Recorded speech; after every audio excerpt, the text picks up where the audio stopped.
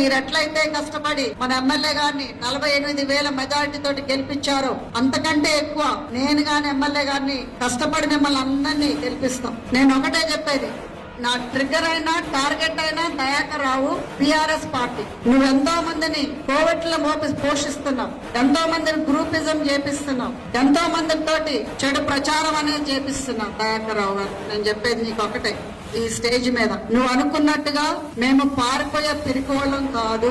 ఇక్కడుండి పోరాటం అనేది చేస్తామే తప్పితే నువ్వేదో మమ్మల్ని భయపెట్టించి బెదిరించి పంపించాలని చూస్తున్నావు. ఎవరైతే ఆయన డబ్బులకి ఆశించి కోవిడ్ రాజకీయాలు చేసేవాళ్ళు ఉంటారో వాళ్ళకు కూడా చెప్తున్నాం, ఎవరైతే గ్రూపిజం చేసి ఆయన చెంచాగాళ్ళు ఎవరైతే ఉన్నారో, ఎవరైతే అత్తాకోడల మధ్యన పెట్టాలని అనుకుంటున్నారో సహించేదే లేదు.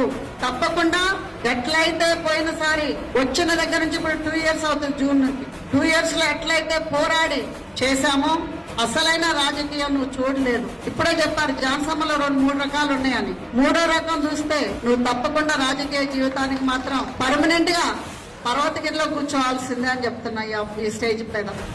నువ్వు మా పర్సనల్ లైఫ్ లో కూడా వచ్చి నా ఫ్యామిలీ మీద మాత్రం ఈగ వాళ్ళగానే నువ్వు బతుకు అని చెప్తున్నా. ఈ పాము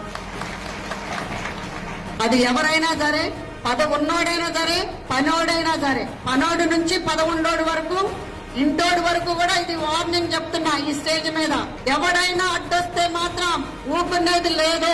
మస్ అయిపోవాలంటే మాతోటి పెట్టుకోండి, అంతేగాని వీళ్ళు ఆడోళ్ళు కదా ఊపుకుంటారని అంటే మాత్రం ఆడోళ్ళం కాదని ఆడు పులులు అని నిరూపించినాం.